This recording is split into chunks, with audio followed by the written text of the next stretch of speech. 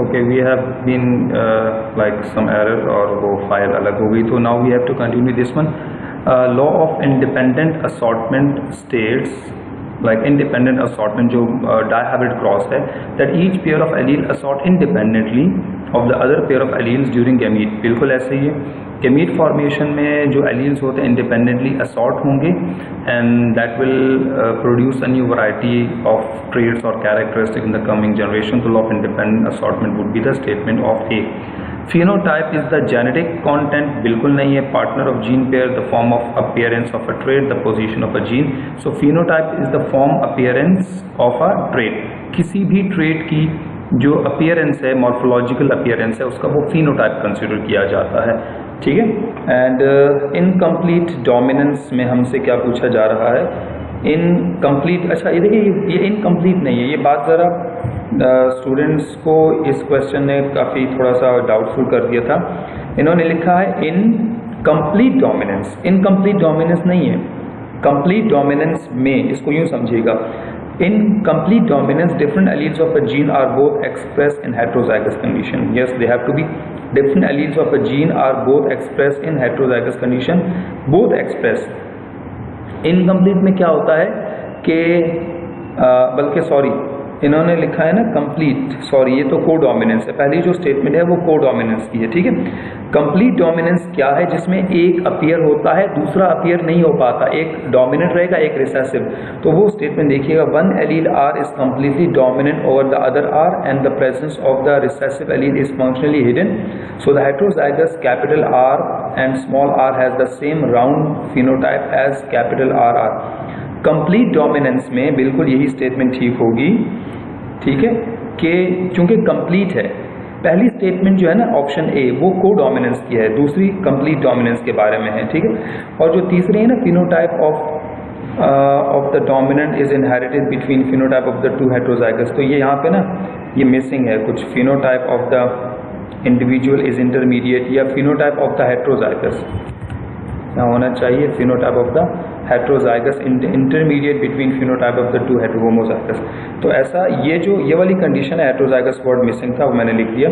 तो ये जो कंडीशन है ये है इनकम्प्लीट. अगर ये वर्ड इनकम्प्लीट यूं होता, ठीक है, एक्चुअल में ये इनकम्प्लीट डोमिनेंस हो, तो इस लिहाज से 43 का option beta would be the correct answer. ठीक है.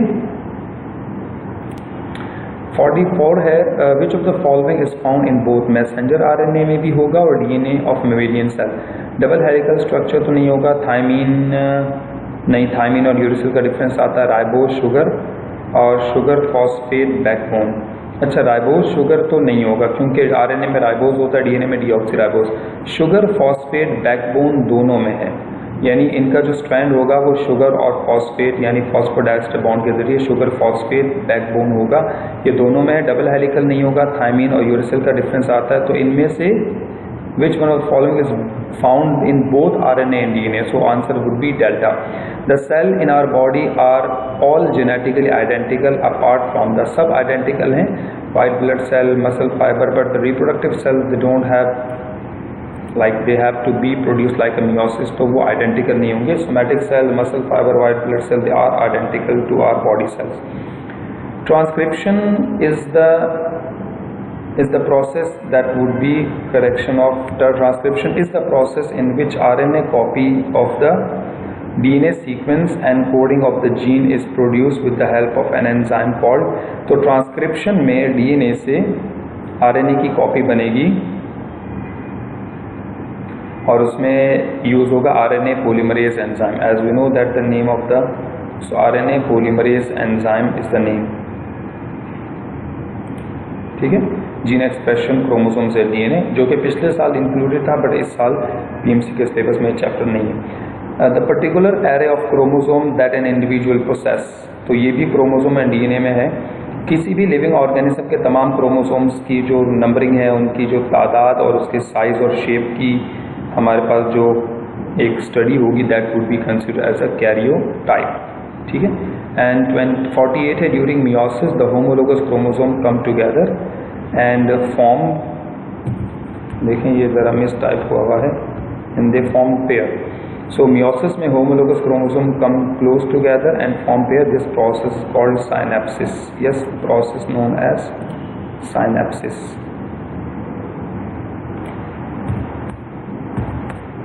इस प्रोसेस को साइनेप्सिस कहते हैं और ये मियोसिस में प्रोफेज 1 में जाइगोटीन में होता है, ये भी याद रखना होगा, ठीक है। We have MCQs 49 at what phase the DNA content of the cell is double। तो DNA content डबल होते हैं इंटरफेस में और उसमें भी S फेज में डबल होते हैं, एज वी नो दैट, ठीक है। सेल साइकिल में ये प्रीवियस ईयर का पेपर है 20 का, तो 2020 का, इसलिए इसमें सेल साइकिल इंक्लूड है। MCQs 50 है, which statement correctly describe the transcription of DNA। अच्छा, DNA की ट्रांसक्रिप्शन मतलब DNA से RNA बनेगा, अगर वो रेप्लिकेशन होती तो DNA से DNA ही बनता।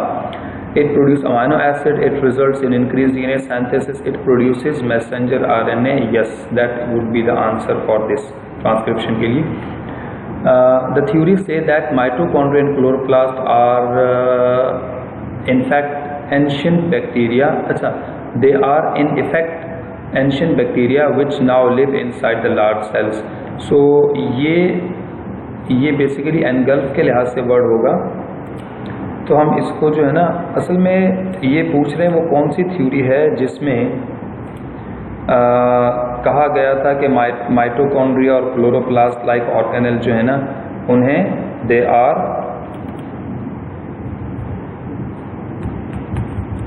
इनटेक बाय एंशिएंट बैक्टीरिया, यानी इस तरह के ऑर्गेनेल्स को कुछ बैक्टीरिया जो पुराने बैक्टीरिया थे प्रोकैरियोट्स, उन्होंने उसे इनटेक कर लिया और अब वो यूकैरियोटिक सेल में मॉडिफाइड हो गए हैं। तो Darwin theory of evolution, new Darwinism, Lamarckism तो कोई भी इनमें से नहीं है। ये भी आपके सिंध बुक में नहीं है, फेडरल में इंक्लूडेड है ये। इस थ्योरी को एंडोसिम्बायोंट थ्योरी कहा जाता है। इसमें कहा गया है कि भाई प्रोकैरियोट्स ने यूकैरियोटिक ऑर्गेनेल्स को एब्जॉर्ब करके मॉडिफाइड होकर वो यूकैरियोट्स में कन्वर्ट हो गए, यानी ऑर्गेनेल्स, मेम्ब्रेन बाउंडेड ऑर्गेनेल्स को एब्जॉर्ब कहाँ से किए इसकी कोई कंफर्मेशन नहीं है, दे जस्ट एब्जॉर्ब। तो ये भी एक पॉइंट है एंडोसिम्बायोंट थ्योरी, ठीक है। ये इस वक्त PMC के सिलेबस में इंक्लूड नहीं है, तब एवोल्यूशन का पूरा चैप्टर इंक्लूड था। The organs which are similar in function but different in structure. अच्छा, वो ऑर्गन जो सिमिलर इन फंक्शन है बट स्ट्रक्चर डिफरेंट है, एनालोगस ऑर्गन्स कहते हैं, ठीक है। अगर पूछते हैं ना कि similar in structure but different function, तो वो होमोलोगस। तो एनालोगस में एग्जांपल बर्ड्स के विंग्स और इंसेक्ट के विंग्स हैं, फंक्शन सेम है, उड़ने के काम आते हैं, मगर स्ट्रक्चर दोनों का डिफरेंट है। MCQs 53 है, the dash occurs because natural alleles a better chance of survival than other. अच्छा, इसको भी MCQs में यहाँ पे भी मिस टाइपिंग है काफ़ी, कि the dash occurs because natural environment, ठीक है। The dash occurs because natural environment provide alleles. Question यू बनना चाहिए कि the dash occurs because natural environment provide alleles a better chance of survival than others. तो हम यहाँ पे कह सकते हैं कि selection occurs because natural environment provide alleles a better chance of survival than other. तो हम ये कह सकते हैं कि जो एलील्स होते हैं, जो फेवरेबल एलील्स होते हैं, जो एनवायरमेंटल कंडीशन के अकॉर्डिंग होंगे, तो इसके लिहाज से आपका आंसर होना चाहिए सिलेक्शन। मीन सिलेक्शन अकर्स, जब सिलेक्शन हुई ना, देखें सिलेक्शन क्या है, सिलेक्शन ये है कि those with highest mark in the test plus their good grades in their FSC they will be selected. तो ये ऑटोमेटिकली एक रूल है कि ज़्यादा परसेंटेज, ज़्यादा मार्क्स, ज़्यादा एग्रीगेट बनेगा तो वो ऑटोमेटिकली सिलेक्ट होगा। तो बाय नेचर असल में डार्विन थ्योरी की एक्सप्लेनेशन है, जिसमें लिखा है कि selection occurs because natural environment provide alleles a better chance of survival than others. तो दैट्स ठीक है, जिसमें आपका जो सेकेंड लास्ट पॉइंट था वो सिलेक्शन ऑफ द फिटेस्ट। तो एक्चुअल में सिलेक्शन ऑफ द फिटेस्ट का पॉइंट ही एक्सप्लेन हो रहा है इसमें। देन MCQs 54 है, the DNA that has been altered, जिसमें मॉडिफिकेशन की है, and which now contain length of nucleotides from two different organism. तो जब दो डिफरेंट लिविंग ऑर्गेनिज्म के अंदर से अगर हम कोई स्ट्रक्चर जो है ना वो उसे अलग करते हैं, तो that would be considered as, हम उसको क्या कहेंगे, प्लाज्मिड नहीं, vector, combined DNA, recombinant, RDNA का वर्ड हम यूज़ करेंगे उसके लिए, ठीक है। तो उसके लिए हम RDNA का वर्ड यूज़ करते हैं, as we know that biotechnology से related question. 55 it is a method for rapid production of a very large number of copies of a particular fragments of DNA, जिसके लिए हम जो है वो पीसीआर टेक्निक, जिसके लिए अच्छा पीसीआर, चूँकि अब आपके पास ये बायोटेक्नोलॉजी का चैप्टर इंक्लूडेड नहीं है और पीसीआर आपके सिन टेक्स्ट बुक में भी नहीं है, लेकिन जब भी हमें एक डीएनए की बहुत ज़्यादा कॉपीज़ रिक्वायर्ड होती हैं कम टाइम में, तो हम पीसीआर टेक्निक करेंगे, that is polymerase chain reaction कहा जाता है। 56 क्वेश्चन है MCQs number 56, what is the effect of enzyme DNA ligase. तो DNA ligase basically glue enzyme के तौर पे जोड़ता है, ब्रोकन अप नहीं करता replication. Actually DNA fragments are joined together by DNA ligase enzyme. So as we know that biotechnology, ठीक है, previous 2020 में ये chapter included था. Now 57, which of the following is the component or tool of recombinant DNA technology? ठीक है, gene of interest, molecular scissor, molecular glue and expression सभी biotechnology में use होते हैं, तो कंपोनेंट्स ऑफ डीएनए टेक्नोलॉजी है। Gel electrophoresis is a technique जिसमें हम क्या करते हैं, देखिए जेल इलेक्ट्रोफोरेसिस में हम इससे पहले वाले स्टेप में हमने क्या किया था, फ्रेगमेंटेशन। अगर डीएनए फिंगरप्रिंटिंग का टॉपिक याद हो, आपने पढ़ा हुआ हो, तो डीएनए फिंगरप्रिंटिंग में आप एक सेल को लेकर उसके डीएनए को अलग करते हैं, फिर फ्रेगमेंट्स में कन्वर्ट करते हैं और उन फ्रेगमेंट्स को अलाइन करते हैं on the basis of their different length. तो यहाँ it is a technique to separate different size fragments of charge bearing polymers like protein, DNA और आरएनए। तो इसका जो ऑप्शन होना चाहिए दैट वुड बी 58 का आंसर है सी। और ये इलेक्ट्रोफोरेसिस की टेक्निक अगर आपने पढ़ी हो, क्योंकि पीएमसी में तो ऐड नहीं है और आपके पास ये इलेक्ट्रोफोरेसिस की डिटेल भी सिन बुक में इंक्लूड नहीं है, it's a federal topic, okay. Punjab book में भी इसकी डिटेल मिलेगी आपको। ट्रांसजेनिक वो हैं जिनके अंदर जेनेटिक इंजीनियरिंग की जाती है। तो transgenic organism have a foreign gene, बिल्कुल जो हमें चाहिए वो हम इंसर्ट करते हैं। इसके अलावा important role large scale production of medicinal product, बिल्कुल हम मेडिसिनल प्रोडक्ट वगैरह भी हासिल कर सकते हैं और कंसिडर बेनिफिशियल टू ह्यूमंस। तो all of the above transgenic organism के बारे में हम ऑल ऑफ द अबव कह सकते हैं। कोई भी ऑर्गेनिज्म जिसके अंदर जेनेटिक इंजीनियरिंग करने से वो हमारे लिए फ़ायदेमंद होगा, उससे हम मेडिसिनल प्रोडक्ट हासिल कर सकते हैं, उसमें हमारा फॉरेन जीन इंसर्ट होता है, तो all of the above answer है। 60 है, which of the following is not necessary for PCR to occur. इनमें से कौन सा ऐसा है जो पीसीआर की में उसकी ज़रूरत नहीं होगी, यानी पीसीआर टेक्निक में, पॉलीमरेज चेन रिएक्शन में। चूँकि आर्टिफिशियल प्रोसेस है, इसमें एटीपी की कोई ज़रूरत नहीं होती, लेकिन डीएनए फ्रैगमेंट्स, प्राइमर्स और राइबो न्यूक्लियोटाइड सब चाहिए होते हैं। इसके अलग अलग स्टेप्स हैं, चूँकि आपने ये टॉपिक नहीं पढ़ा और ये आपका टॉपिक है नहीं, इसमें पहले जो है वो एनीलिंग का प्रोसेस और फिर डीनेचुरेशन है, फिर देन ट्रांसक्रिप्शन का प्रोसेस होता है, तो ओवरऑल डीएनए की तादाद को बढ़ाया जाता है, ठीक है। ये अनकॉमन टॉपिक में है, but I don't think so कि बायोटेक्नोलॉजी के चैप्टर आपका इंक्लूडेड नहीं है, तो ये आपको अपलोड करके नहीं दिया गया। 61 है the end product of glycolysis. अच्छा, दैट ग्लाइकोलिसिस, ठीक है, इन एनारोबिक रेस्पायरेशन। अच्छा, एनारोबिक रेस्पायरेशन में एंड प्रोडक्ट कभी भी जो है ना, अगर हम एंड प्रोडक्ट ग्लाइकोलिसिस कहेंगे तो हाँ, एनारोबिक रेस्पायरेशन हो या एरोबिक हो, ग्लाइकोलिसिस तो कॉमन है ना, तो ग्लाइकोलिसिस के आगे एनारोबिक लिखें या ना लिखें फ़र्क नहीं पड़ता। ग्लाइकोलिसिस का एंड प्रोडक्ट हमेशा पायरोविक एसिड ही कंसिडर किया जाएगा। End product of glycolysis in anaerobic respiration is pyruvate. 62 है, which of the following not related to envelope viruses. इनमें से किसका एनवेलप वायरस से ताल्लुक नहीं है। तो इसमें जो क्वेश्चन 62 है जिसमें पूछा गया है कि रिलेटेड नहीं है एनवेलप वायरसेस से, एक तो envelope is sensitive to sunlight, ठीक है, their envelope is sensitive to sunlight. तो ये सिचुएशन जो है ना इस वाले क्वेश्चन में, ठीक है, सनलाइट को सेंसिटिव यानी दे आर सेंसिटिव टू, और टॉलरेंट एंटीबॉडीज, और ये एनवेलप उनका होस्ट से ही डिराइव होता है। दे आर शॉर्ट, जो सर्वाइव फॉर शॉर्ट टाइम है नहीं, ये जो एनवेलप वायरसेस होते हैं इनका जो सर्वाइवल टाइम है it's more than usual viruses, तो that's why they cause more infection. ये इनसे रिलेटेड नहीं, they survive for long time. तो जो रिलेटेड नहीं था वो आंसर में बताना है, ठीक है। अच्छा, then we have 63, numerous opportunistic diseases might attack a person suffering from which of the following. यानी इधर उधर की जो बाकी बीमारियां लग जाएंगी अगर इंसान को ये बीमारी होगी, और definitely that is AIDS. AIDS की वजह से इंसान की डेथ नहीं होती, बल्कि एड्स से होने वाली जो बाकी बीमारियां हैं उससे इंसान की मौत हो जाती है। As we know that 64 MCQs है the complete mature and infectious virus particle, infectious molecule और infectious virus particle that would be considered as a virion, ठीक है, या वेरियन या वायरियन कंसिडर करेंगे, जो कंप्लीट इन्फेक्शियस पार्टिकल कंसिडर किया जाएगा। Then which of the following is not true about human immune deficient virus, ठीक है। रेट्रोवायरस है surrounded by an envelope, it does not cause an एट और it cause deficiency of the human immune system. यहाँ जो ये वाला option है ना, ये मिस टाइप हुआ है, it does not cause death, ठीक है। अब इनमें से HIV से रिलेटेड वो रेट्रोवायरस भी है, एनवेलप भी होता है और इम्यून सिस्टम डेफिशिएंसी कॉज करता है, मगर ये इससे मौत नहीं होती। एड्स HIV खुद डेथ कॉज नहीं करता, बल्कि इससे रिलेटेड बाकी बीमारियां जो है ना वो इंसान को मार देती हैं। तो ये स्टेटमेंट होना चाहिए, तो ये करेक्शन कर दी यहाँ पे। Select a method which causes the oxidation of chemical constituent bacteria. अच्छा, किसी वो कौन सा मेथड जिसमें ऑक्सीडेशन ऑफ केमिकल कॉन्स्टिट्यूएंट हो जाएगी, तो उसमें हम कह सकते हैं कि dry heat, steam, radiation.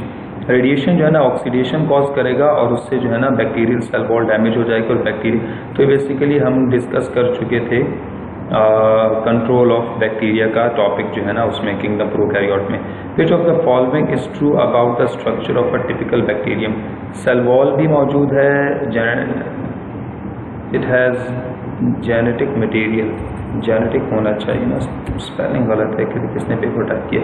Genetic material, it has cytoplasm, all of the above. तो सब चीज़, सेल वॉल भी टिपिकल बैक्टीरिया में cell wall, cytoplasm, genetic material, all of the above would be correct answer, ठीक है। Red alga do not contribute towards.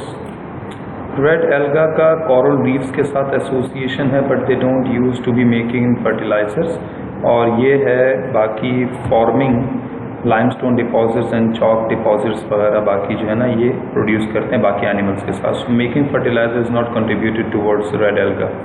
MCQ 69 which of the following is true about amoeba.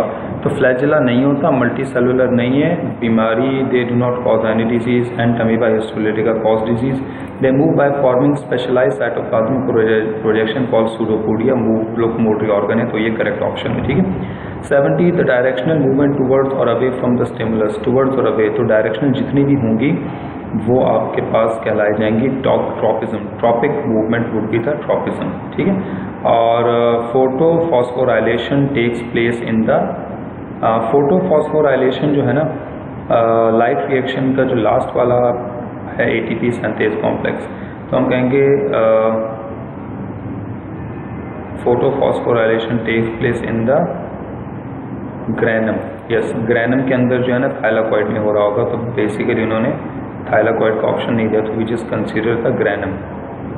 Then select N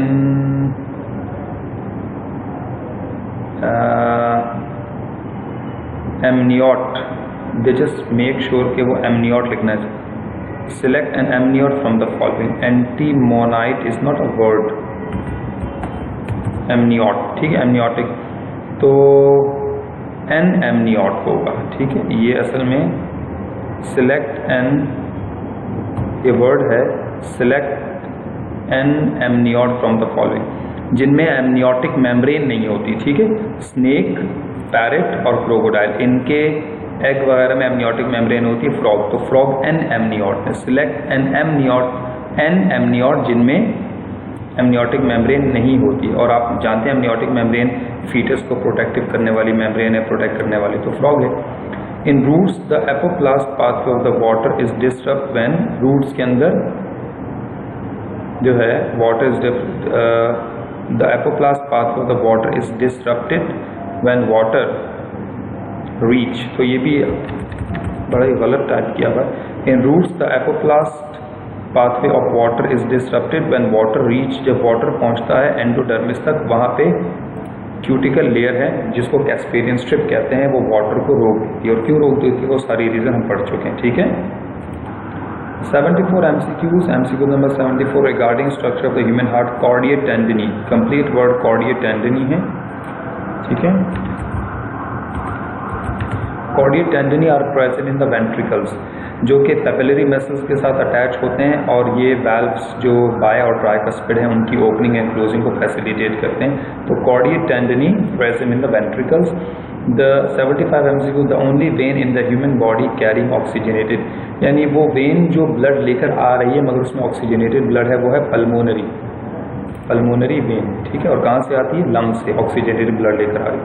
the cells which play very important role in developing immunity, immunity develop करने के लिए, अच्छा immunity develop करने के लिए यानी ये adaptive immunity में बेसिकली क्या होंगे?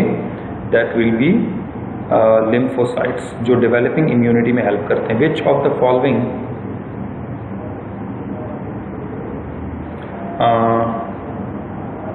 Following blood vessels have the highest pressure of the blood, तो सबसे ज़्यादा ब्लड का प्रेशर होगा एओर्टा में, चूँकि मेन ब्लड वेसल है जो लेफ्ट वेंट्रिकल से निकलती है और इसमें ब्लड का प्रेशर मैक्सिमम होगा। Autoimmune diseases act the principle of self against antigen, no, self against self, खुद अपने ही सेल्स के अगेंस्ट काम करने लगता है, इसको ऑटो इम्यून डिसऑर्डर कहेंगे। और ये है अपनों को ही, यानी जिसको फ्रेंडली फायर कहते हैं ना, ये कुछ इस तरह का मैकेनिज्म है। In human heart the left atrium receives, अच्छा लेफ्ट एट्रियम में अब आपके पास वो है जहाँ ऑक्सीजनेटेड ब्लड आएगा, तो सुपीरियर और इंफीरियर नहीं बल्कि 4 पल्मोनरी वेन्स रिसीव होती हैं, 2 एक लंग से 2 दूसरे लंग से, ठीक है, ऑक्सीजनेटेड ब्लड लेकर आती है। Antibodies are manufactured in T lymphocyte, platelet red blood cells, B lymphocytes. As we know that antibodies B lymphocyte में EPC प्रोड्यूस करते हैं, ठीक है। So that's the end of the paper 2020 given by PMC। कुछ कहीं पे miss type भी हुआ था paper, so I just tried कि वो करेक्शन हो जाए और वो करेक्ट भी करनी है। थैंक यू स्टूडेंट, अल्लाह हाफिज़।